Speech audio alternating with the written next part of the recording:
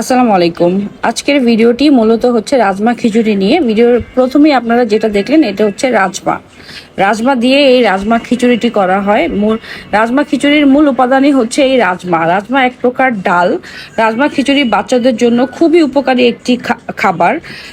এটাতে আপনারা বাচ্চাদের খাওয়ালে যে উপকারটি পাবেন এখান রাজমাতে অনেক কিছু রয়েছে, যেমন প্রোটিন, ফাইবার, নানা ধরনের পুষ্টি উপাদান যা যা থাকে সব কিছুই রাজমাতে রয়েছে। আর রাজমাটা যেহেতু রাজমা খিচুড়িতে ব্যবহার করা হয়, সো রাজমা খিচুড়িটা বাচ্চাদের জন্য অবশ্যই হেলদি একটা খাবার।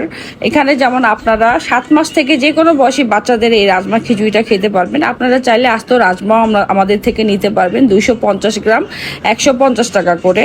রাজমা কিন্তু উদ্ভিজ্জ প্রোটিনের একটি ভালো উৎস।